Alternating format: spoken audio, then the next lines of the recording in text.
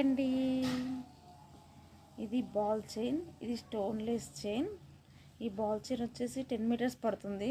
ఈ stoneless 1.5 metre పడుతుంది. మనకి హ్యాండ్ వర్క్ ఈజీగా చేసుకోవచ్చు. 3 డేస్లో అయిపోతుంది.